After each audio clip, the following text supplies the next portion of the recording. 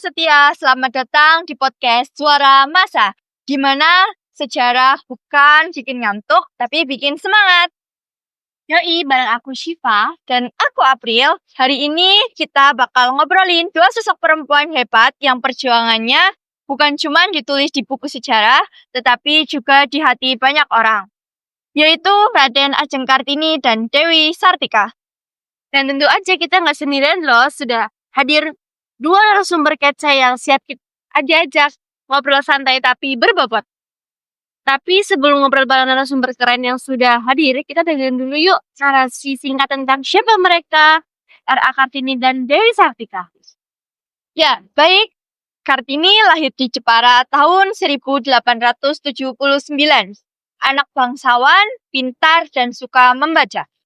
Tapi di usia 12 tahun, ia dipingit. Dilarang keluar rumah dan dilarang sekolah. Tapi ia tak tinggal diam.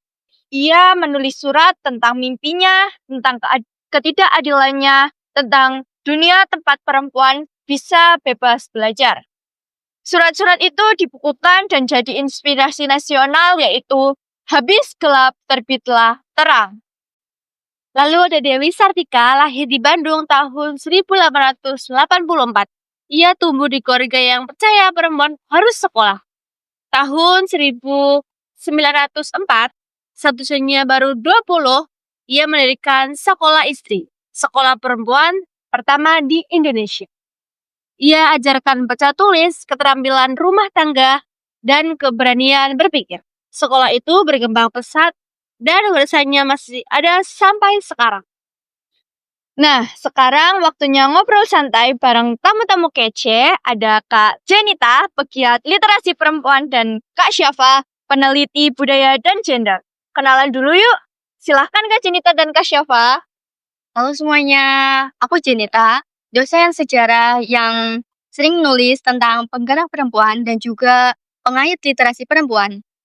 Dan aku Syafa, aku dosen antropologi di salah satu universitas di Bandung, serta peneliti budaya dan gender.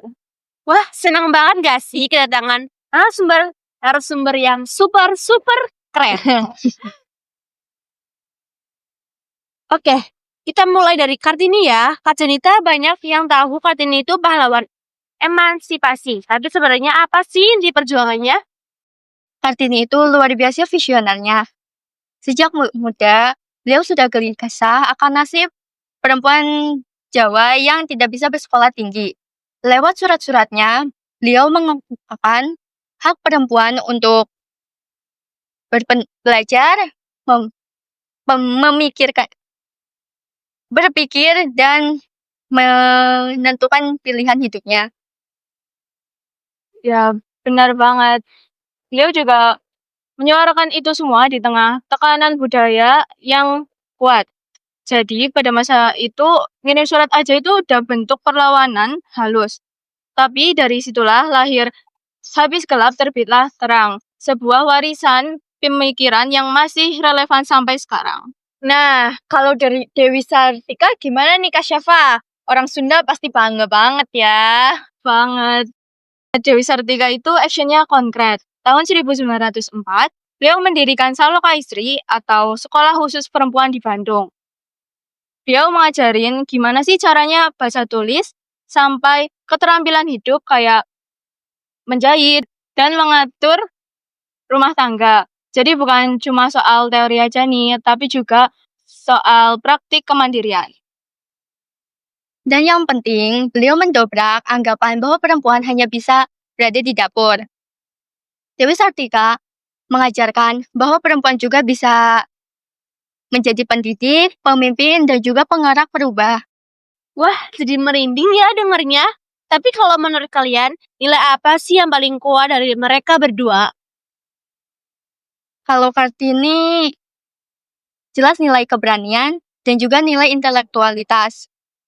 Beliau mengajarkan kepada perempuan bahwa perempuan harus bisa menulis, membaca, dan juga mengemukakan pendapat.